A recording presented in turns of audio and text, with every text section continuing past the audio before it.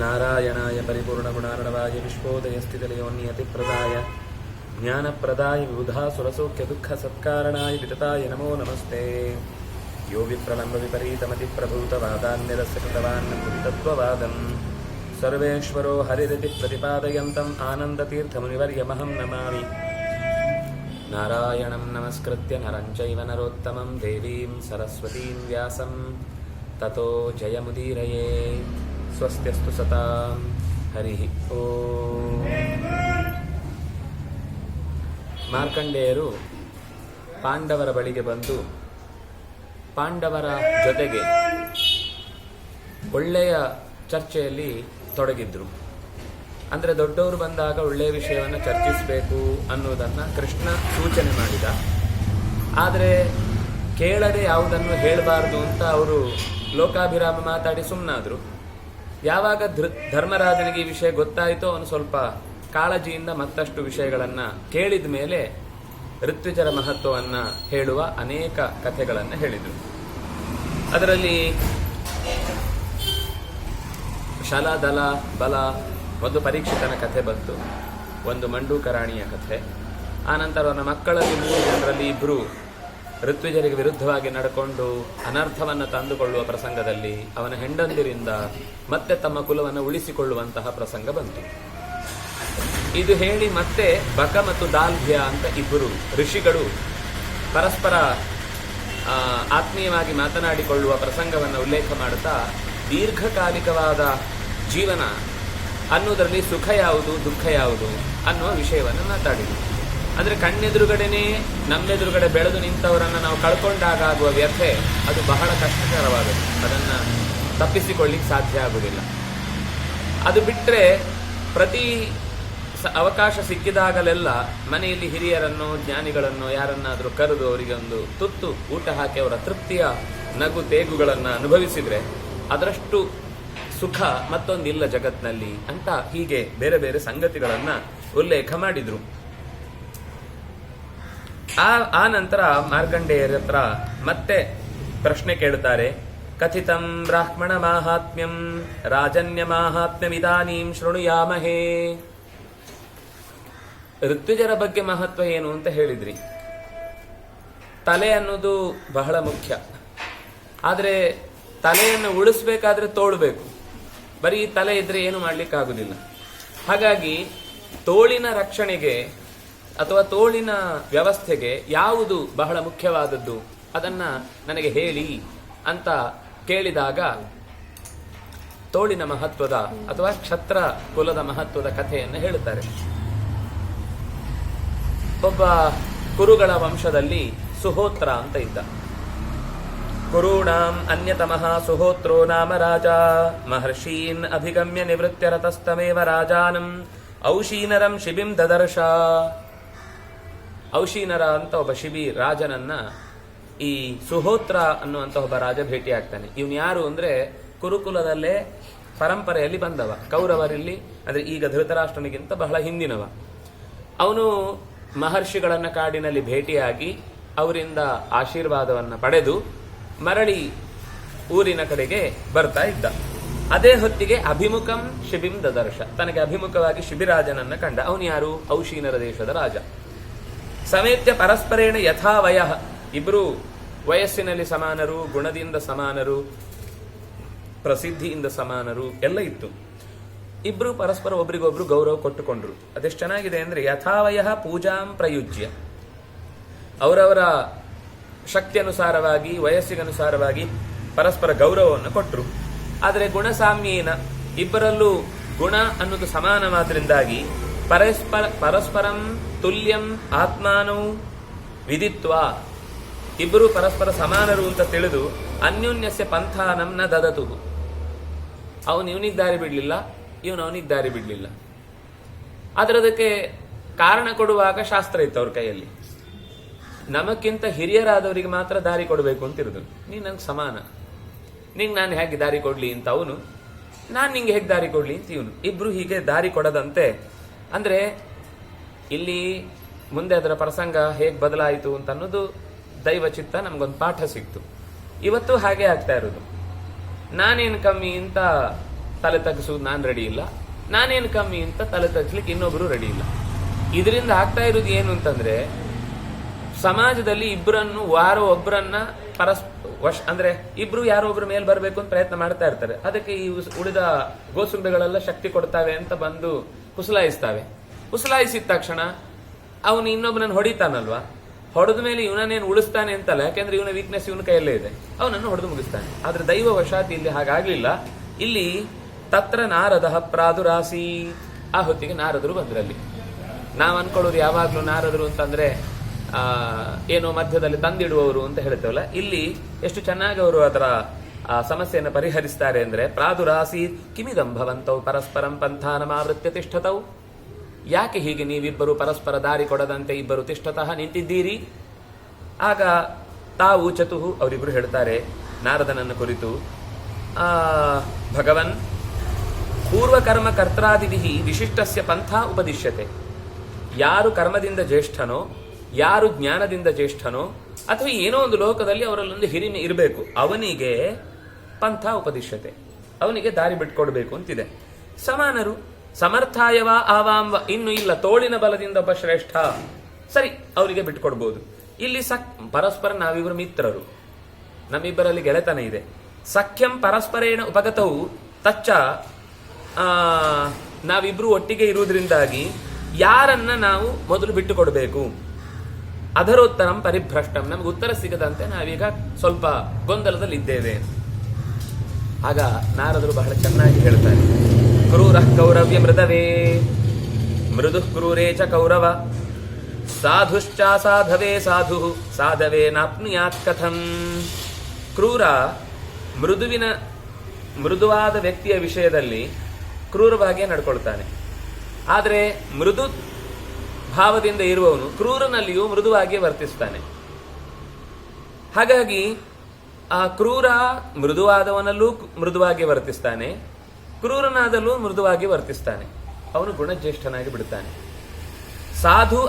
ಸಾಧುಶ್ಚ ಅಸಾಧವೇ ಸಾಧು, ಸಾಧು ಆದವನು ಅಸಾಧುವಿಗೂ ಸಾಧುವೇ ಆಗಿರ್ತಾನೆ. ಸಾಧವೇ ನಾಪ್ನಿಯಾತ್ ಕಥಂ, ಅಂದಮೇಲೆ ಅಸಾಧುವಿಗೆ ಸಾಧುತ್ವವನ್ನು ತೋರಿಸ್ತಾನೆ ಅಂದಮೇಲೆ ಇನ್ನು ಸಾಧು ಆದವನಿಗೆ ಸಾಧುತ್ವವನ್ನು ತೋರುವುದಿಲ್ಲ ಅಂತೇನು ಹೇಳೋದು? ಹಾಗಾದ್ರೆ ಎಷ್ಟು ಚಂದ ಅಂದ್ರೆ, ನನಗೆ ಬಹಳ ಕೆಲವು ಅಂದ್ರೆ ನಿರ್ಣಯ ಕೊಡುವಾಗ ಸಾಮಾನ್ಯ ನಮ್ಗೆ ಒಂದೋ ಯಾರ್ದೋ ಬಗ್ಗೆ ಒಂದು ಇನ್ಫ್ಲುಯೆನ್ಸ್ ಇರುತ್ತೆ, ಅಥವಾ ನನ್ನ ಶಿಷ್ಯರು ಅಂತ ಇರುತ್ತೆ, ಅಥವಾ ಇನ್ನೇನೋ ಒಂದು ಇರುತ್ತೆ, ಯಾರ್ದೋ ಪರವಾಗಿ ನಾವು ಮಾತಾಡಬೇಕು ಅಂತ ಇರುತ್ತೆ. ಇವನು ಶಾಸ್ತ್ರೀಯವಾದ ಒಂದು ಪ್ರಸಂಗವನ್ನು ಹೇಳ್ತಾನೆ. ಕೃತಂ ಶತಗುಣಂ ಕುರ್ಯಾತ್ ನಾಸ್ತಿ ದೇವೇಶು ನಿರ್ಣಯ ಔಷೀನರ ಸಾಧುಶೀಲೋ ಭವತೋ ವೈ ಮಹೀಪತಿ ಜಯೇತ್ ಕದರ್ಥಂ ದಾನೇನ ಸತ್ಯೇನಾನೃತವಾದಿನಂ ಕ್ಷಮಯಾ ಕ್ರೂರ ಕರ್ಮಾಣಂ ಅಸಾಧುಂ ಸಾಧುನಾ ಜಯೇತ್. ಅವನು ಹೇಳ್ತಾನೆ,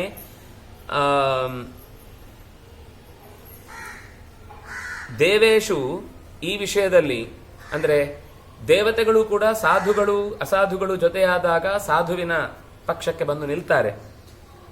ಇಲ್ಲಿ ಔಷೀನರ ಶಿಬಿ ಇದ್ದಾನಲ್ಲ, ಅವನು ಅತ್ಯಂತ ಸಾಧುವೇ ಆಗಿದ್ದಾನೆ. ಇದು ದೇವತೆಗಳ ತನಕ ಹೋಗಿದೆ, ಇದು ನಿನಗೆ ಗೊತ್ತಿಲ್ಲದೆ ಇರಬಹುದು.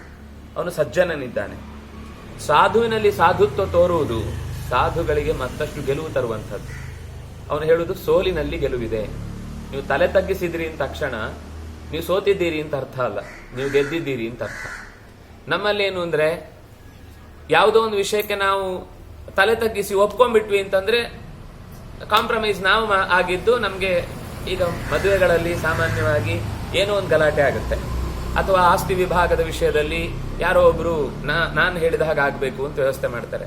ಅದು ಒಂದು ಅಂತಲ್ಲ, ಯಾವುದೋ ಒಂದು ಶಾಲೆ ವ್ಯವಸ್ಥೆಯಲ್ಲಿ ಅಥವಾ ಸಂಘಟನೆ ವ್ಯವಸ್ಥೆಯಲ್ಲಿ ಅಥವಾ ಎಲ್ಲೋ ಒಂದು ಯಾವುದೋ ಕ್ಷೇತ್ರ ಇರ್ಬೋದು, ಅಲ್ಲಿ ನಂದೇ ಆಗಬೇಕು ಅಂತ ಎಲ್ಲರಿಗೂ ಇರುತ್ತೆ.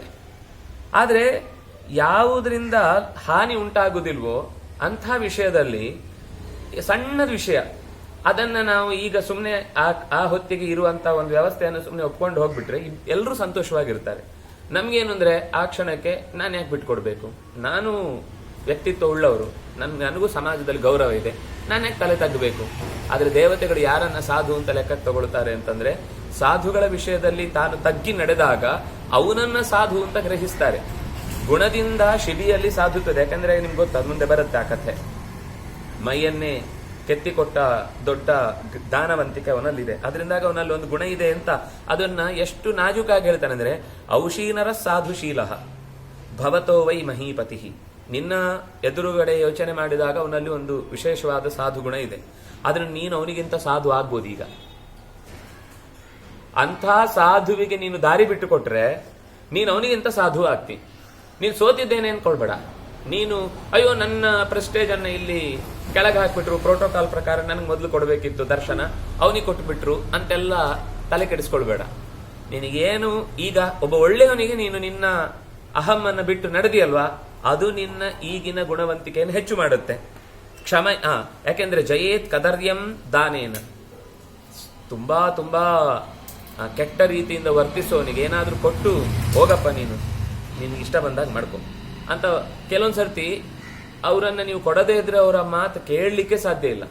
ಕೊಟ್ಟು ಬಿಟ್ರೆ ಆ ಬಾಯಿ ಮಾತಿನಿಂದ ಉಳಿದವರನ್ನೆಲ್ಲ ರಕ್ಷಿಸ್ಬೋದು, ನೀನ್ ಮಾತ್ರ ಅಲ್ಲ ಉಳಿದವರನ್ನೆಲ್ಲ ರಕ್ಷಿಸ್ಬೋದು. ಹಾಗಾಗಿ ಜಯೇತ್ ಕದರಿಯಂ, ಒಬ್ಬ ದುಷ್ಟನನ್ನು ದಾನ ಮಾಡಿ ಗೆದ್ದು ಬಿಡ್ಬೋದು. ಸತ್ಯೇನ ಅನೃತವಾದಿನಂ, ಸುಳ್ಳು ಹೇಳ್ತಾ ಇರೋನನ್ನ ನಾವು ಪ್ರಾಮಾಣಿಕವಾಗಿದ್ರೆ 20 ವರ್ಷ ಕೇಳಿದ ಮೇಲೂ ಅದೇ ಉತ್ತರ ಕೊಡ್ಬೇಕಾಗತ್ತೆ ನಾವು. ಅದರಿಂದಾಗಿ ಒಬ್ಬ ಸುಳ್ಳು ಹೇಳುವವ ಇವತ್ತೊಂದು ಸುಳ್ಳು ಹೇಳಿ ನಾಲ್ಕು ದಿವಸ ಆದ್ಮೇಲೆ ಮತ್ತೆ ಅದೇ ಪ್ರಶ್ನೆ ಕೇಳಿದಾಗ ಅವನು ಇನ್ನೊಂದೇನೋ ಹೇಳ್ತಾನೆ. ಅವತ್ತು ಹಾಗೆ ಹೇಳಿದ ಅದಲ್ಲ, ಅದು ಹಾಗಲ್ಲ ಅಂತ ಇನ್ನೊಂದು. ಸತ್ಯ ಸನ್ಯಾಸಿ, ಸುಳ್ಳು ಸಂಸಾರಿ. ಹಾಗಾಗಿ ಅದು ಬೆಳೀತಾ ಹೋಗ್ತಾ ಇರುತ್ತೆ. ಆದ್ರಿಂದಾಗಿ ಸತ್ಯೇನ ಅನೃತವಾದಿನಂ. ಕ್ಷಮಯ ಕ್ರೂರ ಕರ್ಮಾಣಂ, ಕ್ರೂರವಾಗಿ ವರ್ತಿಸುವವನನ್ನ ಸಹಿಸಿಕೊಳ್ಳುವುದರಲ್ಲಿ ಕೆಲವು ಸರ್ತಿ ಎಲ್ಲಿ ದೊಡ್ಡ ಪರಿಣಾಮ, ಈಗ ಯಾವುದೋ ಒಂದು ಯುದ್ಧ ಆಗಿ ಸಾವಿರಾರು ಜನ ಸಾಯ್ತಾ ಇರುವಂತಹ ಪ್ರಸಂಗ ಇದ್ದಾಗ ನಮ್ಗೆ ಇಂತಲ್ಲೆಲ್ಲ ನಮ್ಗೆ ಕ್ಷಮೆ ಕೊಡಿ ಅಂತಾರೆ. ಲಕ್ಷಗಟ್ಟಲೆ ಜನ ಸತ್ತಿದ್ದಾರೆ, ಮರ್ತು ಬಿಡಿ, ಆಗಿ ಹೋಗಿದೆ, ಯಾಕದನ್ನೇ ಈಗ ಮತ್ತೆ ಕೆದಕ್ತೀರಿ? ನಾಳೇನು ಇದನ್ನೇ ಮಾಡ್ತಾರೆ ಅನ್ನೋ ಸ್ವಭಾವ ಇವತ್ತಿಗೂ ಬಿಟ್ಟವರಲ್ಲ ಅವರು. ನಿಮಗೆ ಹಿಂದೂ ಕುಶ್ ಅಂತ ಒಂದು ಜಾಗ ಇದೆ ಪಾಕಿಸ್ತಾನ ಮತ್ತು ಅಫಘಾನಿಸ್ತಾನದ ಮಧ್ಯದಲ್ಲಿ. ಅದಕ್ಕೆ ಯಾಕೆ ಆ ಹೆಸರು ಅಂತ ನೀವು ಯೋಚನೆ ಮಾಡಿದ್ರೆ ಭಯ ಆಗುತ್ತೆ. ಹಿಂದೂ ಕುಶ್ ಅಂತ ಅದು ಒಂದು ಬೆಟ್ಟದ ರೀತಿ ಇರುವ ಪರ್ವತ. 1000 ವರ್ಷದ ಹಿಂದೆ ಅಫಘಾನಿಸ್ತಾನ ಭಾರತದಿಂದ ಕಳಚಿ ಹೋಯಿತು. ಆಗ ಅಲ್ಲಿದ್ದ ಭಾರತೀಯರನ್ನ, ಅಂದ್ರೆ ಅಲ್ಲಿ ಒಪ್ಪದ ಕಾಫಿರರನ್ನ ಕೊಂದು ಒಂದು ಗುಡ್ಡೆ ಹಾಕಿದ್ರಂತೆ. ಆ ಗುಡ್ಡೆ ಹಾಕಿದ ಜಾಗವೇ ಹಿಂದೂ ಕುಶ್. ಗುಡ್ಡೆ ಹಾಕುವಷ್ಟು ಎತ್ತರದ ಹೆಣದ ಸಂತಾನವನ್ನು ಅವರು ಸೃಷ್ಟಿ ಮಾಡಿದ್ದು ಅದೇ ಬೆಟ್ಟದ ಬುಡದಲ್ಲೇ. ಅಷ್ಟು ದೊಡ್ಡ ಬೆಟ್ಟ ಹಾಕಿದ್ದಾದ್ರಿಂದಾಗಿ ಅದಕ್ಕೆ ಆ ಹೆಸರು ಬಂತು ಅಂತ ಉಲ್ಲೇಖ ಇರುವುದು. ಆದ್ರೆ ಅದನ್ನೀಗ ಹೇಳಿದ್ರೆ ನೀವು ಯಾಕೆ ಅದನ್ನು ಹಿಂದಿದ್ದೆಲ್ಲ ಕೆದಕ್ಕೆ ಹೇಳಬೇಕು? ಅಂದ್ರೆ ಈ ರೀತಿ ಕ್ರೂರ ಕರ್ಮಗಳನ್ನ ಕ್ರೂರ ಕರ್ಮ, ಹಿಟ್ಲರ್ನ ಬಗ್ಗೆ ಹೇಳುವಾಗ ಕ್ರೂರ, ರಷ್ಯಾದ ಬಗ್ಗೆ ಮಾತಾಡುವಾಗ ಕ್ರೂರ, ಇನ್ಯಾವುದೋ ಬೇಕಾದಷ್ಟಿದೆ. ಇವರು ಯಹೂದ್ಯರ ಮೇಲೆ ಅವರು ಮಾಡಿದ ಅನ್ಯಾಯ ಕೇಳಲಿಕ್ಕೆ ಸಾಧ್ಯ ಇಲ್ಲ, ಅದೆಲ್ಲ ಮಾತಾಡುವಾಗ ಹೇಳಬೇಕು. ಆದ್ರೆ ಭಾರತಕ್ಕಾದಾಗ ಹಂತ ಹಂತವಾಗಿ 1500 ವರ್ಷ ಆದ, ಈಗ ಕಾಶ್ಮೀರದಲ್ಲಿ ಆಗ್ತಾ ಇರೋದು ಈ 90ನೇ ಇಸ್ವಿಯಲ್ಲಿ 7ನೇ ಸರ್ತಿಯ ಎಕ್ಸೋಸೈಡ್ ಓಡಿದ್ದು, ಜನೋಸೈಡ್ ಕೂಡ ಓಡಿದ್ದೊಂದು, ಹತ್ಯಾಕಾಂಡವೂ ಹೌದು.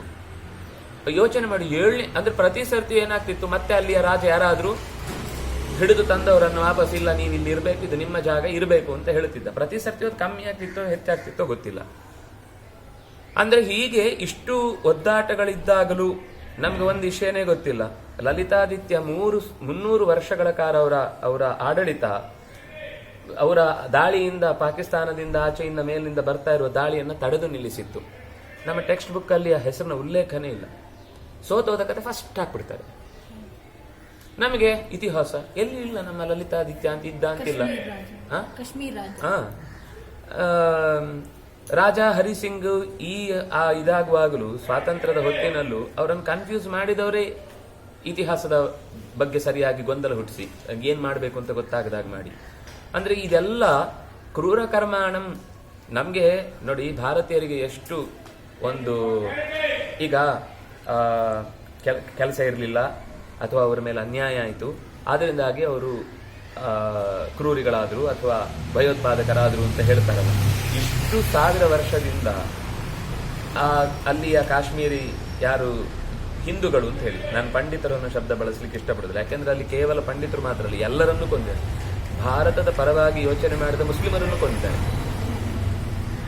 ಇಲ್ಲ ನಾವು ಈ ಭಾರತದ ಜೊತೆಗಿರ್ಬೇಕು ಅಂತ ಹೇಳಿದ್ರೆ ಯಾರನ್ನೂ ಬಿಟ್ಟಿಲ್ಲ. ಅದು ಕೊನೆಗೆ ಅಲ್ಲಿ ಅವರ ಸಂಖ್ಯೆ ಜಾಸ್ತಿ ಇತ್ತ ಅಂದ್ರೆ ಅಲ್ಲಿಗೆ ನಿಂತಿತ್ತದು. ಅವರೆಲ್ಲ ಯಾಕೆ ಹಾಗಾದ್ರೆ ಗನ್ ಹಿಡಿಲಿಲ್ಲ? ಅವರಿಗೂ ಅನ್ಯಾಯ ಆಗಿದೆ ಅಂತ ಕೋಪ ಬಂದಿದ್ರೆ ಅವರು ಮಾಡ್ಬೋದಿತ್ತಲ್ವಾ? ಒಬ್ರು ಆಗ್ಲಿಲ್ಲ. ಹಾಗಾದ್ರೆ ಎಲ್ಲೋ ಪ್ರಾಬ್ಲಮ್ ಇದೆ. ನಮ್ಗೆ ಇದನ್ನು ಹೇಳ್ಕೊಟ್ಟಿದ್ದಾರೆ, ಕ್ಷಮಯ ಕ್ರೂರ ಕರ್ಮ. ಕ್ರೂರಿಯಾದವನನ್ನು ಕೂಡ ಕ್ಷಮಿಸಿ ನಾವು ನಮ್ಮ ಧರ್ಮದ ಬಗ್ಗೆ ಎಷ್ಟು ಬೇಕಾದ್ರೂ ಕೆಟ್ಟದಾಗಿ ಮಾತಾಡಿ, ನಮ್ಮ ಧರ್ಮದ ಬಗ್ಗೆ ಎಷ್ಟು ಬೇಕಾದ್ರೂ ನಿಂದನೆ ಮಾಡಿ ಮಾತಾಡಿ, ಜಗತ್ತಿನಾದ್ಯಂತ ಅದರಲ್ಲಿ ಏನೂ ಸರಿ ಇಲ್ಲ ಅಂತ ಬೇಕಾದ್ರೂ ಬೊಬ್ಬೆ ಹೊಡಿಲಿ, ಕ್ಷಮಿಸ್ಬೇಕು ನಾವು. ಇದು ಪ್ರಸಂಗ ಬೇರೆ ಇದೆ ಇಲ್ಲಿ ಇಷ್ಟೇ ಹೇಳಿದ್ದಾದ್ರೆ ಕೃಷ್ಣ ಗೀತೆ ಉಪದೇಶ ಮಾಡಬೇಕಾದ ಅಗತ್ಯ ಇರ್ತಿರ್ಲಿಲ್ಲ. ಈ ಮಾತು ನಾನು ಸುಮ್ಮನೆ ನಿಮ್ಗೆ ನೆನಪಾಯ್ತು ಅಂತ ಹೇಳಿದ್ದು. ಇದರ ನಿಜವಾದ ಪರಿಣಾಮ ಉಂಟಾಗಿದ್ದು ಎಲ್ಲಿ ಅಂದ್ರೆ ಬುದ್ಧ ಪರಂಪರೆಯ ಅವರ ಅಹಿಂಸಾವಾದಿಗಳು ಅನ್ನೋ ದೃಷ್ಟಿಯಿಂದ ಅವರ ಸಿದ್ಧಾಂತವನ್ನ ಪ್ರಕಟಗೊಳಿಸ್ಲಿಕ್ಕೋಸ್ಕರ ಈಗ ಈ ಇಸ್ಲಾಂ ಧರ್ಮದ ದಾಳಿಯ ವ್ಯವಸ್ಥೆ ಇದೆಯಲ್ವಾ, ಅದನ್ನ ಬರಮಾಡಿಕೊಂಡದ್ದೇ ಬುದ್ಧಿಸ್ಟ್ಗಳು. ನಾವು ಹೇಳಿದ್ದನ್ನು ಇವರು ವೇದವಾದಿಗಳಲ್ವಾ, ಇವರನ್ನ ನಾವು ನಾಶ ಮಾಡ್ಲಿಕ್ಕೆ ಆಗುದಿಲ್ಲ ಅಂತ ಇವ್ರ ಕೈಯಲ್ಲಿ ನಾಶ ಮಾಡಿಸೋಣ ಅಂತ ಕರೆಸಿದ್ದು. ಇದು ನಾನು ಹೇಳ್ತಾ ಇರೋದಲ್ಲ, ಸಾವರ್ಕರ್ ಅವರ ಪುಸ್ತಕದಲ್ಲಿ ತೆಗೆದು ನೋಡಿದ್ರೆ ನಮ್ಗೆ ಅರ್ಥ ಆಗೋ ಸಂಖ್ಯೆ. ವೀರ್ ಸಾವರ್ಕರ್ ಅವರ ಮಾತಲ್ಲಿದೆ, ಇದು ಇತಿಹಾಸದಲ್ಲೂ ಇದೆ. ಆದ್ರೆ ಈ ಇತಿಹಾಸ ಟೆಕ್ಸ್ಟ್ ಬುಕ್ ಅಲ್ಲಿ ಇಲ್ಲ, ಆದ್ರಿಂದ ಇದಿಲ್ಲ. ಪ್ರತಿ ಸರ್ತಿಯೂ ಇದನ್ನು ಅನ್ನಿಸ್ತಾ ಇರುತ್ತೆ. ಈ ಮಾತು ನಾನು ಯಾರೋ ಒಬ್ರು ಮಾತು ಹೇಳಿದ್ದಲ್ಲ. ನೀವು ಕಾಶ್ಮೀರ್ ಫೈಲ್ಸ್ ಅಲ್ಲೂ ಅವ್ನು ಕೊನೆಗೊಂದು ಭಾಷಣ ಮಾಡ್ತಾನಲ್ವಾ, ಅದ್ರಲ್ಲಿ ಅವನು ಹೇಳ್ತಾನೆ, ನೀವು ಓದಿದ ಯಾವ ಪುಸ್ತಕದಲ್ಲೂ ಇಲ್ಲ, ಆದ್ರಿಂದ ಇದಿಲ್ಲ ಅಂತ ತಾನೇ ನಿಮ್ಮ ವಾದ. ತೋರಿಸ್ತೇನೆ ನಾನು ನಿಮಗೆ. ಪುಸ್ತಕ ಓದಿ, ಟೆಕ್ಸ್ಟ್ ಬುಕ್ ಹುಡುಕ್ಬೇಡಿ, ಪುಸ್ತಕ ಓದಿ. ಇದೆ. ಪ್ರತಿಯೊಬ್ರು ಕೂಡ ಇಲ್ಲಿನ ಯಾರು ಅವನು ವೈಸ್ರಾಯ್ ಇರಬಹುದು ಅಥವಾ ಇಲ್ಲಿಯ ಲಾರ್ಡ್ ಅಂತ ಹೆಸರು ಹಾಕೊಂಡು ಬಂದವರು ಇರ್ಬೋದು, ಅವರವರು ಕೆಲವರು ಆತ್ಮಚರಿತ್ರೆ ಬರೆದಿದ್ದಾರೆ. ಯಾರಿಗೆ ಸಹಿಸ್ಲಿಕ್ಕೆ ಆಗಿಲ್ಲ, ಕೆಲವರೆಲ್ಲ ಅದನ್ನ ತುಂಬಾ ಬೇಸರದಿಂದ ಬರೆದಿಟ್ಟಿದ್ದಾರೆ. ಇನ್ನು ಫ್ರೆಂಚು, ಡಚ್ಚು ಈ ಕಡೆಯಿಂದ ಬಂದವರು ಕೂಡ ಬೇಕಾದಷ್ಟು ಬರೆದಿದ್ದಾರೆ. ಇನ್ನು ಈ ಮೊಘಲರಲ್ಲಂತೂ ಅವರೇ ನಾವು ಅದೇನೋ ಒಂದು ಹೆಸರಿದೆ, ನನ್ನ ಹೆಸರು ಮಾಡ್ತಾ ಕಾಫಿರರನ್ನ ಕೊಂದ ಮೇಲೆ ಅದಕ್ಕೊಂದವರೊಂದು ಟೈಟಲ್ ಕೊಟ್ಕೊಳ್ತಾರೆ. ಇಷ್ಟು ಲಕ್ಷ ಜನ ಕೊಂದ್ರೆ ಅದೊಂದು ಹೆಸರಿದೆ ಅವರಿಗೆ. ಇಷ್ಟು ಅಂದ್ರೆ ಅವ್ರಿಗೆ ಹೆಮ್ಮೆ ವಿಷಯ. ಆ ಹೆಮ್ಮೆ ವಿಷಯ ಅಂತ ಬಾಬರ್ನದ್ರಲ್ಲಿ, ಅಕ್ಬರ್ನದ್ರಲ್ಲಿ, ಎಲ್ಲದರಲ್ಲೂ ಅವರು ಅದನ್ನ ಹೆಮ್ಮೆಯಿಂದ ಹೇಳ್ಕೊಳ್ತಾರೆ. ತೈಮೂರ್ ಅಂತ ಒಂದೇ ದಿವಸಕ್ಕೆ 1 ಲಕ್ಷ ಜನರನ್ನು ಕೊಂದಿದ್ದಾನೆ. ಅದನ್ನ ಹೆಸರಿಟ್ಕೊಂಡು ನಮ್ಮ ಪಿಕ್ಚರ್ ಆಕ್ಟರ್ಗಳೆಲ್ಲ ಮಕ್ಕಳಿಗೆ ಇಟ್ಕೊಂಡ್ಕೊಂಡು ಖುಷಿ ಪಡ್ತಾರೆ, ನಮ್ಮ ಹೆಸರಿಟ್ಕೊಂಡು ನೆನಪು ಮಾಡಿ ಸಾಯ್ಲಿ ಅಂತ. ಅಂದ್ರೆ ಇದೆಲ್ಲ ಕ್ರೂರ ಕರ್ಮಗಳನ್ನ ನಿಗ್ರಹಿಸಬೇಕು ಅನ್ನೋದಿದೆ. ಇಲ್ಲಿ ಪ್ರಸಂಗದಲ್ಲಿ ಏನ್ ಹೇಳಿದ್ದು ಅಂದ್ರೆ, ಈಗ ಚೇಳಿದೆ, ಚೇಳಿಗೆ ನೀವು ಹತ್ರ ಹೋದ್ರೆ ಕುಟುಕುದೇ ಸ್ವಭಾವ ಅದ್ರದ್ದು, ಅದು ಇರುವುದೇ ಹಾಗೆ. ಅದರಿಂದ ಅದೇನಾದ್ರೂ ನಿಮ್ಮ ಹತ್ರಕ್ಕೆ ಬಂದಾಗ, ಅಂದ್ರೆ ಇದು ಯಾರಿಗೆ ಹೇಳ್ತಾ ಇರೋದು, ಯಾರು ಅದನ್ನ ಆಹಾರವಾಗಿ ತಿನ್ನೋದಿಲ್ಲೋ ಅವರಿಗೆ ಹೇಳಿದ್ದು. ಆಹಾರವಾಗಿ ತಿನ್ನೋರು ಅದನ್ನ ಇನ್ನೇನೋ ಮಾಡ್ಬಿಡ್ತಾರೆ. ಆದ್ರೆ ಆಹಾರ ಅಂತ ತಿನ್ನದೇ ಇದ್ದವರು ಅದನ್ನ ಅದು ಕಚ್ಚಲಿಕ್ಕೆ ಬಂದ್ರೆ ಅದನ್ನ ಕೊಲ್ಲುವುದಿಲ್ಲ, ಅದನ್ನ ತಗೊಂಡು ಇನ್ನು ದೂರಕ್ಕೆ ಹಾಕಿ ಬರ್ತಾರೆ. ಇದು ಅವನಿಗೆ ಹೇಳಿದ ಮಾತು. ಯಾರಿಗೆ ಯಾವ ಪ್ರಾಣಿಯನ್ನೂ ನಾನು ಹಿಂಸಿಸುವುದಿಲ್ಲ ಅನ್ನುವ ಅಂತರಂಗದ ವ್ರತ ಇದೆಯೋ, ಎಲ್ಲ ಪ್ರಾಣಿಗಳಲ್ಲೂ ಭಗವಂತನ ಸನ್ನಿಧಾನ ಇದೆ ಅಂತ ಅನ್ನೋದನ್ನ ಆತ್ಮೀಯವಾಗಿ ಅಂತರಂಗದಿಂದ ಹೋಗ್ತಾನೋ ಅಂಥವನಿಗೆ ಹೇಳಿದ ಮಾತು. ಇಲ್ಲಿ ರಾಜನಿಗೆ ಈ ಮಾತು ಇಲ್ಲಿ ಪರಿಚಯ ಮಾಡಿಕೊಡುವಾಗ ಒಂದೇ ಸರ್ತಿ ಒಬ್ಬ ತಪ್ಪು ಮಾಡಿದ ಅನ್ನುವ ಕಾರಣಕ್ಕೆ ಶಿಕ್ಷೆ ಕೊಡುವುದಲ್ಲ, ಅವನನ್ನು ತಿದ್ದಲಿಕ್ಕೆ ಅವಕಾಶ ಕೊಡಬೇಕು. ಅಸಾಧುಂ ಸಾಧುನಾ ಜಯೇತ್. ಒಬ್ಬ ದುಷ್ಟನನ್ನು ಕೂಡ ಒಳ್ಳೆಯತನದಿಂದ ಗೆದ್ರೆ ಅದು ಶಾಶ್ವತವಾದ ಬದಲಾವಣೆ. ಆದ್ರೆ ಅವನನ್ನು ನೀವು ಹಠದಿಂದ ಶಿಕ್ಷೆ ಕೊಟ್ಟು ಗೆಲ್ತೇನೆ ಅಂತ ಬಾಯಿಯಲ್ಲಿ ಅವನ ಹತ್ರ ಹೇಳಿಸ್ತೀರಿ ಅಷ್ಟೇ, ಅವನ ಹತ್ರ ನೋಟ್ ಬರೆಸ್ತೀರಿ, ಅದ್ರ ಒಳಗಿನಿಂದ ಅವನು ಮತ್ತೆ ಅನ್ಯಾಯವನ್ನೇ ಮಾಡ್ತಿರ್ತಾನೆ. ನಮ್ಮಲ್ಲಿ ಆ ಭಾವದಿಂದ ಎಲ್ಲರಲ್ಲೂ ವರ್ತಿಸ್ಲಿಕ್ಕೆ ಹೋಗಿ ಅವರು ಈಗ ಏನೋ ಎಷ್ಟೋ ಸರ್ತಿ ನಮ್ಗೆ ಎಷ್ಟೋ ರಾಜರು ನಮಗೆ ತುಂಬಾ ಅಂದ್ರೆ ವಿದೇಶದಿಂದ ಬಂದವರೆಲ್ಲ ಒಳ್ಳೇದ್ ಮಾಡಿದ್ದಾರೆ ಅಂತಿದೆಯಲ್ವಾ, ಅದರ ಮೂಲ ಉದ್ದೇಶ ಏನ್ ಗೊತ್ತಾ, ಯಾವಾಗ ಇವರು ಪೂರ್ತಿಯಾಗಿ ನಮ್ಮ ಕೈ ವಶ ಆಗುದಿಲ್ಲ ಅಂತ ಗೊತ್ತಾಯ್ತು, ನಾವಿಲ್ಲಿ ಉಳಿಬೇಕು ಅಂತ ಅನ್ನುವ ಅನಿವಾರ್ಯತೆಗೋಸ್ಕರ ಕೆಲವೆಲ್ಲ ಒಳ್ಳೆ ಕೆಲಸ ಮಾಡಿದ್ರು. ಆದ್ರೆ ಅದರ ಹಿಂದೆ ಅವರು ಆ ಸ್ಥಿತಿಗೆ ಬರುವ ತನಕ ಉಂಟಲ್ವಾ, ಅವ್ರು ಮಾಡಿದ ಅನರ್ಥದ ಉಲ್ಲೇಖ ನಾವು ಯಾವತ್ತೂ ಇತಿಹಾಸದಲ್ಲಿ ದಾಖಲೆ ಮಾಡಲೇ ಇಲ್ಲ. ಶ್ರೀರಂಗ ಪಟ್ಟಣಕ್ಕೆ ಇಷ್ಟು ಕೊಟ್ಟ ಅನ್ನೋದನ್ನು ಹೇಳ್ತಾರೆ, ಮೇಲುಕೋಟೆಯಲ್ಲಿ ಇಷ್ಟು ತೆಗೆದ, ಯಾಕೆ ಹೇಳಲ್ಲ? ಕೊಡಗಿನಲ್ಲಿ ಇಷ್ಟು ಜನರನ್ನು ಕೊಂದ, ನಂದಿ ಬೆಟ್ಟದ ಇಷ್ಟು ಜನರನ್ನು ತಳ್ಳಿದ, ಯಾಕೆ ಹೇಳಲ್ಲ? ಎಷ್ಟು ಮೂಲೆ ಮೂಲೆ ದೇವಸ್ಥಾನಗಳೆಲ್ಲ ಛಿದ್ರ ಆಗಿದೆ ಗೊತ್ತಾ? ಇಲಿಯನ್ನ ಹುಲಿ ಮಾಡಿಟ್ಟು ಕೂತ ಪರಿಸ್ಥಿತಿಯನ್ನ ನಾವು ಮಕ್ಕಳಿಗೆ ಇವತ್ತು ಹೇಳಬೇಕಾದ್ರೆ ತಲೆಯೆಲ್ಲ ನಾಕಾಣೆ ಆಗೋಗುತ್ತೆ. ಇವ್ರಿಗೆ ಹೇಗೆ ಅರ್ಥ ಮಾಡಿಸೋದು ಅಂತ ಒಪ್ಪಲ್ಲ. ನಮ್ಮ ಟೆಕ್ಸ್ಟ್ ಬುಕ್ ಅಲ್ಲಿ ಇಲ್ಲ. ಮತ್ತೆ ಟೆಕ್ಸ್ಟ್ ಬುಕ್ ನಮ್ ಬರುದೇ ಟೆಕ್ಸ್ಟ್ ಬುಕ್. ಇದನ್ನ ನಾವು ಸಾರ್ವಜನಿಕ ಶಿಕ್ಷಣ ಇಲಾಖೆ ಅಂತ ಕೊಟ್ಟು ಅದೇ ದೊಡ್ಡ ಪ್ರಧಾನವಾದ ಸಂಗತಿ ಅಂತ ಹೇಳಿ, ಅವರಿಗೂ ಗೊತ್ತಿಲ್ಲ, ಕೆಲವರು ಈಗ ಎಲ್ಲರೂ ಅದರಲ್ಲಿ ಹಾಗೆ ಅಂತಲ್ಲ, ಆದ್ರೆ ಮೂಲ ಉದ್ದೇಶ ಯಾರದೊಬ್ಬರದ್ದು ಇರುತ್ತಲ್ವಾ, ಅದರ ಉದ್ದೇಶ ಇವತ್ತು ಫಲ ಅನುಭವಿಸ್ತಾ ಇರೋದು ನಾವು.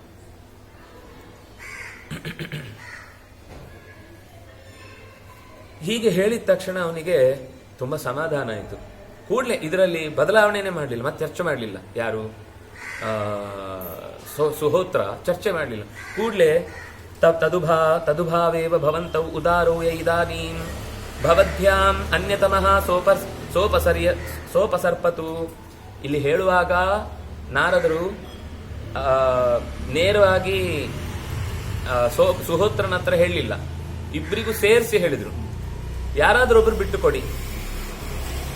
ಗುಣದಿಂದ ಜ್ಯೇಷ್ಠ ಅನ್ನೋದನ್ನು ನಾನು ಕಂಡಂತೆ ದೇವಲೋಕದ ಸಂಪರ್ಕ ಇರುವುದು ಚಿಬಿಗೆ. ಇನ್ನು ಯಾರು ಬೇಕಾದ್ರೂ ಯಾರನ್ನು ಬೇಕಾದ್ರೂ ಬಿಟ್ಕೊಡ್ಬೋದು. ಇದರಲ್ಲಿ ಯಾರು ಸೋತ್ನವನು ಗೆದ್ದ ಹಾಗೆ ಲೆಕ್ಕ.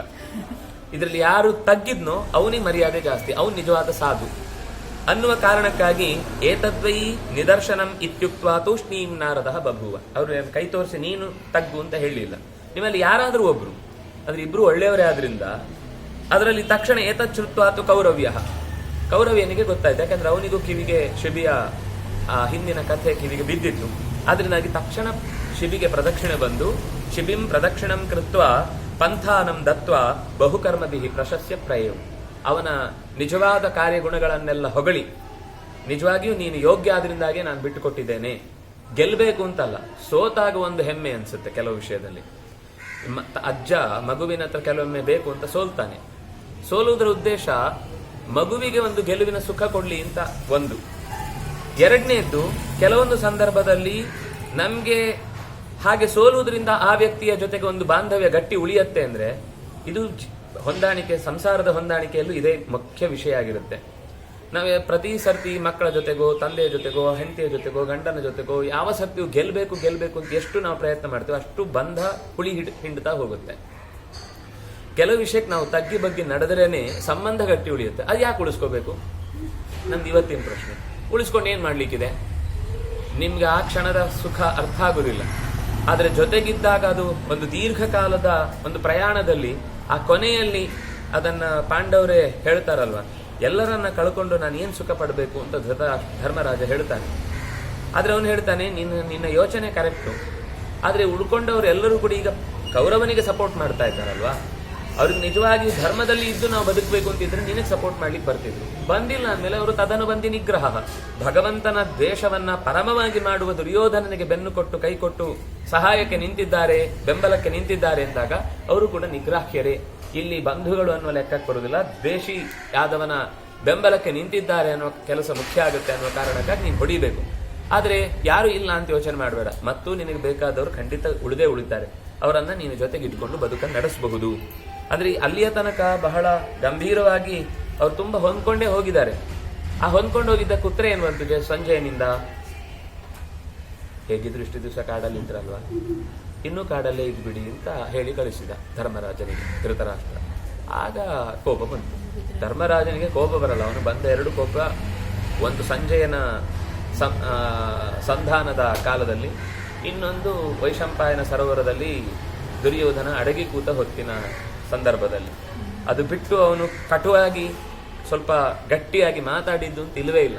ಅವನು ಯಾವಾಗ್ಲೂ ಬಹಳ ಮೆದು ಮೆದು ಮೆದು ಮೆದು ಎಲ್ಲರನ್ನೂ ಅಯ್ಯೋ ಪಾಪ ಅಂತ ಅವನು ಅಧಿಕ ಅಜಾತ ಶತ್ರು ಅಂತ ಹೆಸರು.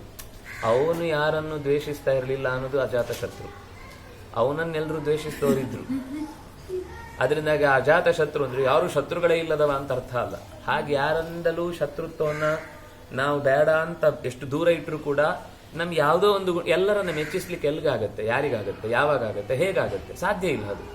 ಅದರಿಂದಾಗಿ ಒಬ್ಬ ರಾಜನಿಗೆ ಅಥವಾ ಯಾರೇ ಒಬ್ಬ ವ್ಯಕ್ತಿ, ಇದು ರಾಜನನ್ನ ಒಂದು ನೆಪವಾಗಿಟ್ಟುಕೊಂಡು ಹೇಳಿದ ಕಥೆ, ಅದು ಒಬ್ಬ ಒಳ್ಳೆಯವನಿಗೆ ನಾವು ಸೋಲುವುದು ಅನ್ನೋದು, ಒಂದು ಒಳ್ಳೆ ಕೆಲಸಕ್ಕೋಸ್ಕರ ನಾವು ಬಾಗುದು ಅನ್ನೋದು, ಈಗ ಯಾವುದೋ ಎರಡು ಸಂಸ್ಥೆಗಳು ಒಂದು ಕೆಲಸ ಮಾಡಬೇಕು ಅಂತ ಕೂತಿರುತ್ತೆ, ನಮ್ಮ ಹೆಸರು ಹೆಡ್ಲೈನ್ ಅಲ್ಲಿ ಬರಬೇಕು, ನಮ್ಮ ಹೆಸರು ಹೆಡ್ಲೈನ್ ಅಲ್ಲಿ ಬರಬೇಕು, ಗಲಾಟೆ ಶುರುವಾಗುತ್ತೆ.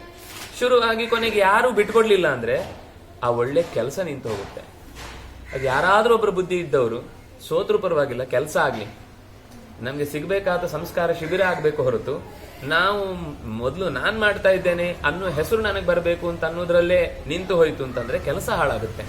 ಅದರಿಂದಾಗಿ ಒಳ್ಳೆ ಕೆಲಸಕ್ಕಾಗಿ ನಾವು ಸೋಲ್ತೇವೆ, ಒಳ್ಳೆ ವಿಷಯಕ್ಕಾಗಿ ನಾವು ಬಾಗ್ತೇವೆ, ಯಾವುದೋ ಒಂದನ್ನ ಮುಂದುವರಿಯಲಿ ಅನ್ನುವ ಕಾರಣಕ್ಕಾಗಿ ನಾವು ಹಿಂದೆ ಸರಿತೇವೆ ಅಂತಂದ್ರೆ ಅದು ಗೆಲುವೇ ಹೊರತು ಸೋಲಲ್ಲ ಅನ್ನೋದನ್ನ ಈ ಕಥೆ ಮಾರ್ಕಂಡೇಯರಿಂದ ನಮಗೆ ತಿಳಿದು ಬಂತು. ಮತ್ತು ಇಲ್ಲಿಗೆ 197 ಅಧ್ಯಾಯ ಮುಕ್ತಾಯ ಆಯಿತು. 198ನೆಯ ಅಧ್ಯಾಯದಲ್ಲಿ ಮತ್ತೊಂದು ಸಣ್ಣ ಪ್ರಸಂಗ ಹೇಳ್ತಾರೆ. ಇದು ಅಷ್ಟೇ, ಇದೆಲ್ಲ ಚಿಕ್ಕ ಚಿಕ್ಕ ಚಿಕ್ಕ ಚಿಕ್ಕ ಪ್ರಸಂಗ, ಆದರೆ ಅದರಿಂದ ಕೊಡುವಂತ ಒಂದೊಂದು ಮೆಸೇಜು ಇದು ನೋಡಿ. ಮಹಾಭಾರತದಲ್ಲಿ ಏನು, ಅಣ್ಣ ತಮ್ಮಂದ್ರು ಭೂಮಿಗೆ ಹೋಗಿ ಜಗಳ ಆಡಿದ್ದು ಅಂತ. ಆದ್ರೆ ನೋಡಿ, ಈ ಜಗಳವನ್ನು ಹೇಗೆ ಪರಿಹಾರ ಮಾಡಿಕೊಳ್ಬಹುದು ಅನ್ನೋದು ಇಲ್ಲಿ ಬಂತು. ಯಾವ್ಯಾವ ಸಂದರ್ಭದಲ್ಲಿ ಮಹಾಭಾರತದಲ್ಲಿ ಆದ ಹಾಗೆ ನಾವೆಲ್ಲ ಹೋರಾಡುವುದೇ ಅಲ್ಲ, ಕೆಲವೊಂದ್ ಕಡೆ ಸೋಲ್ಬೇಕು, ನಾವೇ ಸೋಲ್ಬೇಕು, ಸೋತಾಗ್ಲೇ ಗೆಲುವಾಗುತ್ತೆ. ಇದೂ ಕೂಡ ಜೀವನದ ಒಂದು ಸಾಧನೆ ಅನ್ನೋದನ್ನ ಹೇಳುವ ಈ ಮಾತು ಬಂತು. ಇನ್ನೊಂದು ಕಥೆಯನ್ನ ಹೇಳ್ತಾನೆ ಮಾರ್ಕಂಡೇಯ, ಮತ್ತೆ ಇನ್ನೊಂದು ಉದಾಹರಣೆಯನ್ನು ಕೊಡ್ತಾನೆ. ಇದಮನ್ಯ ಶ್ರೂಯತಾಂ, ನೀನು ಇನ್ನೊಂದು ವಿಷಯ ಹೇಳ್ತೇನೆ. ಯಯಾತಿರ್ನಾಹುಶೋ ರಾಜ ರಾಜಸ್ಥ ಪೌರಜನಾನ್ ಆವೃತಃ ಆಸಾಂಚಕ್ರೇ. ಯಯಾತಿ ನಾಹುಷಃ, ನಹುಷನ ಮಗ, ದೊಡ್ಡ ಯಾಗ ಮಾಡುತ್ತಿದ್ದ. ರಾಜ್ಯದಲ್ಲೇ ಪೌರ ಜನರನ್ನೆಲ್ಲ ಕರೆದು ಬೇರೆ ಬೇಕಾದಷ್ಟು ಅಗತ್ಯ ಇದ್ದ ವಸ್ತುಗಳನ್ನ ಅಗತ್ಯ ಇದ್ದವರಿಗೆ ಕೊಡ್ತಿದ್ದ. ಈ ಪ್ರಸಂಗದಲ್ಲಿ ಒಬ್ಬ ಋತ್ವಿಜ ಬರ್ತಾನೆ, ಗುರುವರ್ಥಿ. ಆದ್ರೆ ಅವನು ತನಗೋಸ್ಕರ ಬರಲಿಲ್ಲ, ಗುರುವರ್ಥಿ. ಗುರುಗಳಿಗೆ ತಾನು ಗುರುದಕ್ಷಿಣೆ ಕೊಡಬೇಕಿರುತ್ತೆ. ಅವನು ಅಲ್ಲಿಂದ ಅಧ್ಯಯನ ಮಾಡಿ ಬಂದಿದ್ದಾನೆ. ಗುರುಗಳಿಗೆ ಮರಳಿ ಏನೋ ಕೊಡಬೇಕು. ಅವ್ರು ಯಾವಾಗ್ಲೂ ಕೇಳೋರಲ್ಲ, ಕೆಲವೊಮ್ಮೆ ಕೇಳ್ತಾರೆ. ಯಾಕೆ ಅಂದ್ರೆ ಅವನಲ್ಲಿ ಏನೋ ಒಂದು ಪರೀಕ್ಷೆ ಬಾಕಿ ಇರುತ್ತೆ. ಅವರಿಗೆ ಸಂಪತ್ತಿನ ಅಪೇಕ್ಷೆಯಿಂದ ಕೇಳಿರುವುದಿಲ್ಲ, ಅಥವಾ ಕೇಳಿದ್ರೂ ಕೂಡ ಉದ್ದೇಶ ಇರುತ್ತೆ, ಇವನಿಂದ ಈ ಸಂಪತ್ತನ್ನ ನಾನು ಈ ಗುರುಕುಲಕ್ಕೆ ಕೊಡಿಸ್ಬೇಕು ಅನ್ನೋ ಒಂದು ಏನೋ ಒಂದು ಇಂಟೆನ್ಷನ್ ಇರುತ್ತೆ. ಹಾಗೆ ಒಬ್ಬ ಋತ್ವಿಜನ ಹತ್ರ ಒಬ್ಬ ಗುರುವರ್ಥಿ, ಗುರುಗಳು ನನ್ನಿಂದ ದಕ್ಷಿಣೆಯನ್ನ ಅಪೇಕ್ಷೆ ಪಟ್ಟಿದ್ದಾರೆ. ಅದು ಯಾವುದೋ ಒಂದು ಅಪರೂಪಕ್ಕೆ, ಕೆಲವೊಂದ್ಸಲ ಏನಾಗುತ್ತೆ ಅಂದ್ರೆ ಇವರೇ ಮತ್ತೆ ಮತ್ತೆ ಬಿದ್ದು ನಾನೇನ್ ಕೊಡ್ಲಿ ಅಂತ ಕೇಳ್ತಿರ್ತಾರೆ. ಅಥವಾ ನಾನು ಕೊಡದೆ ಹೋದ್ರೆ ನನ್ನನ್ನು ಗುರುಗಳು ಪ್ರಾಮಾಣಿಕ ಅಂತ ಅನ್ಕೊಳ್ಳದೆ ಇದ್ರೆ ಅಂತೆಲ್ಲ ಏನೋ ಅವರೇ ಯೋಚನೆ ಮಾಡಿ ಕೊಡಬೇಕು ಅಂತ ಹೊರಡ್ತಾರೆ. ಹಾಗೆ ಇಲ್ಲಿ ಗುರುಗಳಿಗೋಸ್ಕರ ದಕ್ಷಿಣೆಯನ್ನು ಕೊಡಬೇಕು ಅಂತ ನೇರವಾಗಿ ಯಯಾತಿಯ ಹತ್ರ ಬಂದ, ಕೇಳಿದ. ರಾಜನ್ ಗುರುವರ್ಥಂ ಭಿಕ್ಷೇಯಂ ಸಮಯಾತ್, ಅವರು ಹೇಳಿದ್ದಾರೆ, ಅವರೊಂದು ನಿರ್ಬಂಧ ಹಾಕಿದ್ದಾರೆ, ಆ ಕಾರಣಕ್ಕೋಸ್ಕರ ನಿನ್ನನ್ನು ಬೇಡ್ತಾ ಇದ್ದೇನೆ ಅಂತ. ಬ್ರವೀತು ಭಗವನ್ ಸಮಯಂ, ಗುರುಗಳು ಏನನ್ನ ಅಪೇಕ್ಷಿಸಿದ್ದಾರೆ ಅನ್ನೋದನ್ನು ಹೇಳು, ಗುರುಗಳು ಏನ್ ಕೊಡಬೇಕು ಅಂತ ನಿನ್ನ ಹತ್ರ ಕೇಳಿದ್ದಾರೆ ಅದನ್ನು ಹೇಳು. ಹಾಗೆ ಈ ಋತ್ವಿಜ ಹೇಳ್ತಾನೆ, ಅಯ್ಯೋ, ನಾವು ಕೇಳುವಾಗ ಇಷ್ಟು ಬೇಕು, ಇದು ಬೇಕು, ಹೀಗೆ ಬೇಕು ಅಂತ ಕೇಳುವುದು ಸರಿಯಲ್ಲ. ಅಂದ್ರೆ ಈಗ ವಾಪಸ್ ಕೊಡ್ತೇನೆ ಅಂತಿದ್ದಾಗ ಅಮೌಂಟ್ ಹೇಳ್ಬೋದು. ಇಲ್ಲಿ ಸಹಾಯ ಅಂತ ಕೇಳ್ತಾ ಇರುವಾಗ ನನಗೆ ಇದ್ದಕ್ಕಿದ್ದಾಗ 50,000 ಕೊಡು, ಅವನ ಹತ್ರನೇ 10,000 ಇರುತ್ತೆ. ಅವನ ಆಮೇಲೆ ಅಯ್ಯೋ ನನ್ನ ಹತ್ರ ಇಲ್ಲಲ್ಲ ಅಂತ ಅವನ ಬಾಯಿಂದ ಇಲ್ಲ ಅಂತ ಅನಿಸೋ ಮಾತಾಡಿಸ್ಬಾರ್ದು. ಯಾಕಂದ್ರೆ ಯಾವಾಗ್ಲೂ ಕೊಡುವಂತಹ ಮನಸ್ಸಿರೋರ ಹತ್ರ ಅವರ ಕೊಡುಗೈತನಕ್ಕೆ ಅವಮಾನ ಆಗುವ ಹಾಗೆ ನಾವು ಮಾತಾಡಬಾರ್ದು. ಅದನ್ನು ಅವನು ಹೇಳ್ತಾನೆ. ವಿದ್ವೇಷಣಂ ಪರಮಂ ಜೀವಲೋಕೆ ಕುರ್ಯಾನ್ನರಃ ಪಾರ್ಥಿವ ಯಾಚ್ಯಮಾನಃ ತಂತ್ವಾಂ ಪೃಚ್ಛಾಮಿ ಕಥನ್ನು ರಾಜನ್ ದದ್ಯಾದ್ ಭವಾನ್ ದಯಿತಂಚ ಮೇದ್ಯ. ಒಬ್ಬ ಏನೋ ಕೊಡ್ಲಿಕ್ಕೆ ಸಿದ್ಧ ಇದ್ದೇನೆ ಅಂತ ಮಾತಾಡಿದ ತಕ್ಷಣನೇ ಇದನ್ನೆಲ್ಲ ಕೊಡಿ ಅಂತ ಕೇಳುವುದು ಒಂದು ಕಟ್ಟಲೆ ಅಲ್ಲ, ಅದು ಲೋಕದ ವ್ಯವಸ್ಥೆ ಅಲ್ಲ. ಅದನ್ನು ಹಾಗೆ ಯಾವತ್ತು ದುರುಪಯೋಗ ಪಡಿಸಿಕೊಳ್ಳುವುದು ಸಲ್ಲ. ಇನ್ನು ಕೆಲವೊಮ್ಮೆ ಏನಾಗುತ್ತೆ ಅಂದ್ರೆ ಅವರಿಗೆ ಕೊಡುವ ವಿಷಯದಲ್ಲಿ ಕೋಪ ಬರ್ಬೋದು. ಕೊಡು ಅಂತ ಕೇಳಿದ್ರೆ 1 ನಿಮಿಷ ಸಹಾಯಕ್ಕೆ ಬೇಕು ಅಂತ ಸೈಕಲ್ ತಗೊಂಡು ಹೋಗ್ತಾನೆ, ಬೈಕ್ ತಗೊಂಡು ಹೋಗ್ತಾನೆ, ಹೋದೊಂದು 3 ದಿನ ನಾಪತ್ತೆ. ಇವನು ಈಗ ಕೊಡ್ತೇನೆ ಅಂತ ಹೇಳಿ ತಗೊಂಡೋದಕ್ಕೆ ಹೂ ಅಂದಿದ್ದು. ಅವನು ಆಮೇಲೆ ಬೇಜಾರು ಮಾಡ್ಕೊಂಡು ಇಂಥವನಿಗೆ ಇನ್ನೊಮ್ಮೆ ಸಹಾಯ ಮಾಡಬಾರ್ದು, ಇವನಿಗಲ್ಲ ಇನ್ನು ಯಾರಿಗೂ ಸಹಾಯ ಮಾಡಬಾರ್ದು ಅಂತ ಯೋಚನೆ ಮಾಡಿ ಬಿಡುತ್ತೆ. ಒಂದ್ ರೀತಿ ಕೇಳುಗತನದಿಂದ ಕೊಡುಗೈತನದ ವ್ಯಕ್ತಿಗೆ ಇನ್ನೊಮ್ಮೆ ಕೊಡ್ಲೇಬಾರದು ಅಂತ ಬುದ್ಧಿ ಬರುವ ಹಾಗಾದ್ರೆ, ಅಥವಾ ಎಲ್ಲರ ಮೇಲೂ ಹೀಗೆ ದ್ವೇಷ ಬರುವಂತಾದ್ರೆ, ಅದರಿಂದಾಗಿ ನಾನು ಕೇಳುವುದು ಸರಿ ಇಲ್ಲ. ವಿದ್ವೇಷಣಂ ಪರಮಂ, ಇದರಿಂದ ಕೆಲವೊಮ್ಮೆ ದ್ವೇಷ ಹುಟ್ಟೀತು. ಅದರಿಂದಾಗಿ ಯಾಚ್ಯಮಾನ, ಕೇಳುವವನು ಕೊಡುವವನಿಗೆ ಕೋಪ ತರಿಸಕೂಡದು. ಆ ಕಾರಣಕ್ಕಾಗಿ ಹೇಗೆ ಕೇಳಿ, ನನಗಿದು ಬೇಕು ಅದು ಬೇಕು ಅಂತ ನಾನು ಕೇಳಲಿಕ್ಕೆ ಇಷ್ಟ ಇಲ್ಲ. ಅದರಿಂದಾಗಿ ನಿನಗೆ ಏನು ಸಂತೋಷ ಅನಿಸುತ್ತೋ ಅದನ್ನು ಕೊಡು. ಅದರಲ್ಲಿ ನಾನು ನನ್ನ ಗುರುಗಳಿಗೆ ಎಷ್ಟು ಆಗುತ್ತೋ ಅಷ್ಟನ್ನು ಕೊಡ್ತೇನೆ. ಏನ್ ಕೊಡಬೇಕು ಅಂತಿದ್ಯೋ ಅದನ್ನು ನಾನು ಕೊಟ್ಟು ಬಿಡ್ತೇನೆ. ತಂತ್ವಾ ಪೃಚ್ಛಾಮಿ, ಆದರೆ ನಿನ್ನ ಹತ್ರ ಕೇಳಲೇಬೇಕಾದ ಅನಿವಾರ್ಯತೆ ಇದೆ, ನೀನು ಕೊಡುವವನು ಅಂತ ಗೊತ್ತಿದೆ. ಅದರಿಂದಾಗಿ ಆದ್ರೆ ಇಷ್ಟೇ ಕೊಡಬೇಕು ಅಷ್ಟೇ ಕೊಡಬೇಕು ಅಂತ ಕೇಳಲಿಕ್ಕೆ ನನ್ನ ಹತ್ರ ನಾಲಿಗೆ ಇಲ್ಲ, ತಿನ್ನಹಕ್ಕೆ ಬಾಯಿ ಇಲ್ಲವಯ್ಯ ಅಂತ ಹೇಳ್ತಾನೆ. ಆಗ ರಾಜ ಹೇಳ್ತಾನೆ, ನಚಾನು ಕೀರ್ತಯೇತ್ ಅದ್ಯ ದತ್ವಾ ಅಯಾಚ್ಯಮರ್ಥನ್ನ ಚ ಸಂಶೃಣೋಮಿ ಪ್ರಾಪ್ಯಂ ಅರ್ಥಂಚ ಸಂಶ್ರುತ್ಯ ತಂಚಾಪಿ ದತ್ವಾ ಸುಸುಖೀ ಭವಾಮಿ ದದಾಮಿ ತೇ ರೋಹಿಣೀನಾಂ ಸಹಸ್ರಂ ಪ್ರಿಯೋ ಹಿ ಮೇ ಬ್ರಾಹ್ಮಣೋ ಯಾಚಮಾನ ನ ಮೇ ಮನಃ ಕುಪ್ಯತಿ ಯಾಚ್ಯಮಾನೇ ದತ್ತನ್ನ ಶೋಚಾಮಿ ಕದಾಚಿದರ್ಥಂ. ತುಂಬಾ ಗಂಭೀರವಾಗಿ ಹೇಳ್ತಾನೆ. ನಚ ಅನುಕೀರ್ತಯೇತ್ ಅದ್ಯ ದತ್ವ. ಏನಾಗುತ್ತೆ ಅಂದ್ರೆ ಕೇಳಿದ್ಮೇಲೆ ಓ ಅಷ್ಟು ಕೊಡಬೇಕಿತ್ತ, ಅಷ್ಟು ನನ್ನ ಹತ್ರ ಇಲ್ಲ ಅನ್ನುವ ರೀತಿ ನಾನು ಮಾತಾಡುವುದಿಲ್ಲ. ಅಥವಾ ನಿನ್ಗೆ ಕೊಟ್ಟ ಮೇಲೆ ಅವನೊಬ್ಬ ಬಂದ ಹಾಳಾಗೋಗ್ಲಿ ಅಂತ ಕೊಟ್ಬಿಟ್ಟಿಷ್ಟು ಅಂತ ಹೀಗೆ ನಾನು ಯಾವತ್ತು ಯಾವ ವಿಷಯದಲ್ಲಿ ಇಲ್ಲಿ ತನಕ ಹೇಳಿದ್ದಿಲ್ಲ. ಅಂದ್ರೆ ಕೇಳಿದ ಮೇಲೆ ಏನೇನು ಆಗಬಹುದು ಅನ್ನೋದನ್ನು ಅವನೊಂದು ಸೂಚ್ಯವಾಗಿ ಹೇಳ್ದ. ಇಲ್ಲ ನಾನು ಹೀಗೆಲ್ಲ ಮಾಡುವುದಿಲ್ಲ ಅಂತ ಇವನು ಹೇಳ್ತಾ ಇದ್ದಾನೆ. ಪ್ರಾಪ್ಯಮರ್ಥಂಚ ಸಂಶ್ರುತ್ಯ ತಂಚಾಪಿ ದತ್ವ ಸುಸುಖಿ ಭವಾಮಿ. ಅವ್ನು ಏನು ಪಡ್ಕೊಳ್ಬೇಕು ಅಂತ ಬಂದು ನನ್ನ ಹತ್ರ ಕೇಳ್ತಾನ ಅಷ್ಟನ್ನ ನಾನು ಮನಸ್ಸಿಟ್ಟು ಕೊಟ್ಟು, ಅಂದ್ರೆ ಮನಸ್ಸಿನಲ್ಲಿ ಯಾವತ್ತು ಅದರ ಬಗ್ಗೆ ಅಯ್ಯೋ ಕೊಟ್ಬಿಟ್ನ, ಕೊಡುವಾಗ ಭಾರಿ ಯಾರೋ ಒಂದು ಉಪನ್ಯಾಸ ಕೇಳಿ ಹೋಗಿ ಕೊಟ್ಬಿಡ್ತಾನೆ. ಆಮೇಲೆ ಅವನಿಗೆ ಆ ವಸ್ತು ಬೇಕಾಗುತ್ತೆ. ಮೊನ್ನೆ ಒಂದು ಇತ್ತು ಮನೆಯಲ್ಲೇ, ಅದನ್ನು ಕೊಟ್ಟುಬಿಟ್ಟು ಹಾಳು ಮಾಡ್ಕೊಂಡು ಇವತ್ತಿದ್ದಿದ್ರೆ ಅದೆಷ್ಟು ಚೆನ್ನಾಗಿರ್ತಿತ್ತು ಅಂತ ಹೀಗೆ ಏನಾದ್ರೂ ಮಾತಾಡಿದ್ರೆ ಆ ಕೊಟ್ಟದ್ರ ಫಲ ಹೋಯ್ತು. ಹಾಗಾಗದಂತೆ ನಾನು ಸಂಶ್ರುತ್ಯ ಒಂದ್ಸರ್ತಿ ಪ್ರತಿಜ್ಞೆ ಮಾಡಿದ ಮೇಲೆ, ಆ ಮಾತನ್ನ ಒಪ್ಪಿಗೆ ಕೊಟ್ಟ ಮೇಲೆ ದತ್ವಾ ಸುಸುಖಿ ಭವಾಮಿ, ಕೊಟ್ಟು ಮರ್ತು ಬಿಡ್ತೇನೆ, ಅದನ್ನ ಸುಖವಾಗಿರ್ತೇನೆ. ಅದನ್ನ ನೆನ್ಸ್ಕೊಂಡು ಅಯ್ಯೋ ಕೊಡಬಾರ್ದಿತ್ತು, ಅಯ್ಯೋ ಕೊಟ್ಬಿಟ್ನಾ ಅಂತ ಈ ರೀತಿ ಯಾವತ್ತೂ ಅದರ ಬಗ್ಗೆ ವ್ಯಥೆಯನ್ನ ಪಡಬಾರದು. ಅಂದ್ರೆ ಇವನು ನಾನು ಪಡುವುದಿಲ್ಲ ಅಂತ ಹೇಳುವುದರ ಮೂಲಕ ನನ್ಗೆ ಪಡಬಾರದು ಅನ್ನೋದನ್ನು ಹೇಳ್ತಾ ಇದ್ದಾನೆ. ನಾನು ಸರಿ, ನಿನ್ನ ಮನಸ್ಸಿನಲ್ಲಿ ಕೇಳಬಾರದು ಅನ್ನುವ ಏನ್ ಯೋಚನೆ ಇದೆ ಅದು ನಿನ್ನ ಕಡೆಯಿಂದ ಸರಿ. ಇದು ಯಾವಾಗ್ಲೂ ಮ್ಯೂಚುವಲ್. ಇದು ಇವನು ಕೂಡ ಅತಿ ಆಸೆ ಪಡಬಾರದು, ಇವನು ಕೂಡ ಇಷ್ಟು ಕೊಡಬೇಕಾ ಅಂತ ಕಂಜೂಸ್ತನ ತೋರಬಾರದು. ಇದೇನಂದ್ರೆ ಎರಡೂ ಕಡೆ, ಇದು ಭಾರತದ ಚಿಂತನೆಯಲ್ಲಿ ಮಾತ್ರ ನಿಮ್ಗೆ ಹೀಗೊಂದು ಸ್ಪಷ್ಟತೆ ಸಿಗುದು. ಕೊಡುವವನು ತೆಗೆದುಕೊಳ್ಳುವವನ ನಡುವೆ ಇರುವ ಇಂಟೆನ್ಷನ್ ಹೇಗಿರ್ಬೇಕು ಅನ್ನೋದು. ಈಗ ಪೌರೋಹಿತ್ಯಕ್ಕೆ ಹೋದಾಗ ಆ ಕಾರ್ಯವನ್ನ ಮಾಡಿದವನಿಗೆ ಕಮ್ಮಿ ಆಗದಂತೆ ಕೊಡಬೇಕು ಅಂತ ಯಜಮಾನನಿಗಿರ್ಬೇಕು. ಆ ಪೌರೋಹಿತ್ಯ ಮಾಡ್ಲಿಕ್ಕೆ ಬಂದವನಿಗೂ ಕೂಡ ಇವನನ್ನು ಎಲ್ಲ ಎಷ್ಟು ದೋಚಬೇಕು ಅಂತ ಯೋಚನೆ ಮಾಡಬಾರ್ದು. ಅವನಿಗೇನ್ ಕಷ್ಟ ಇರುತ್ತೋ, ಅವನು ಏನೆಲ್ಲ ಕಷ್ಟಪಟ್ಟು ಈ ಸಂಪಾದನೆಯನ್ನ ತಂದು ಇದಕ್ಕೋಸ್ಕರ ಕಾರ್ಯಕ್ಕೆ ಜೋಡಿಸ್ತಾ ಇದ್ದಾನೋ, ನನಗೆ ಇದರಲ್ಲಿ ಎಷ್ಟು ಮಿನಿಮಮ್ ಬೇಕೋ ಅಷ್ಟನ್ನು ಮಾತ್ರ ನಾನು ಉಪಯೋಗಿಸ್ಬೇಕು ಅಂತ ಅವನಿರ್ಬೇಕು. ಆ ಎರಡೂ ಕಡೆಯಿಂದ ಹಾಗಿದ್ರೆ ಇಬ್ಬರಿಗೂ ಬೇಸರ ಆಗುದಿಲ್ಲ. ಇದರಲ್ಲಿ ಒಬ್ಬರಿಗೆ ಮನಸ್ಸಿನಲ್ಲಿ ಒಂದು ಚೂರು ಅವ್ಯವಸ್ಥೆ, ಮಾನಸಿಕ ಕ್ಲೇಶ ಉಂಟಾಯಿತು ಅಂದ್ರೆ ಅವನು ಕೊಡುವುದಿಲ್ಲ. ಆಗ ಅನಿವಾರ್ಯವಾಗಿ ಬಂದವನು ಇವನು ಕೇಳದೇ ಇದ್ರೆ ಕೊಡುವುದೇ ಇಲ್ಲ. ಸರಿ, ಇದನ್ನೆಲ್ಲ ಅಕ್ಕಿ ತೆಂಗಿನಕಾಯಿ ಎಲ್ಲ ಗೋರ್ಕೊಂಡು ಹೋಗ್ತೇನೆ ಅಂತ ಅವನ್ನೆಲ್ಲ ಹೊತ್ಕೊಂಡು ಹೋಗುವಾಗ ಆಗುತ್ತೆ. ಇದು ಇಲ್ಲಿಂದ ಸುಮ್ಮನೆ ಉದಾಹರಣೆಗಳಿದ್ದು.